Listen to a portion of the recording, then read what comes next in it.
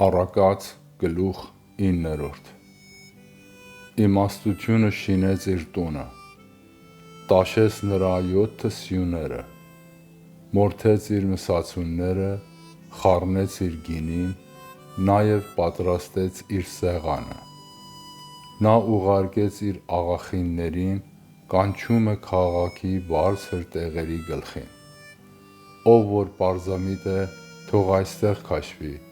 և պակասամիտին ասում է. եկեք կերեք իմ հացիցը և խմեցեք իմ խառնած գինիիցը։ Թողեցեք հիմարությունը և ապրեցեք, և վարվեցեք խոհեմության ճանապարհումը։ Ծաղր անողին խրատողը իր վրա անարգանք է առնում, և ամբարիշտին հանդիմանողը իր արատը։ Ծաղր անողին մի հանդիմանիր, որ քեզ չատե, հանդիմանիր իմաստունին, և նա քեզ կսիրե։ Գիտություն տուր իմաստունին,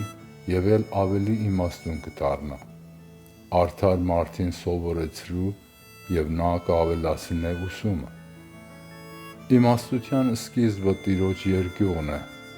և ամենասուրբին ճանաչելը հանճար։ Որովհետև քո օրերն ինձանով կշատանան, և քո կյանքի տարիները կավելացնես։ Եթե իմաստուն ես, քեզ համար ես իմաստուն, եթե ծաղրանող ես,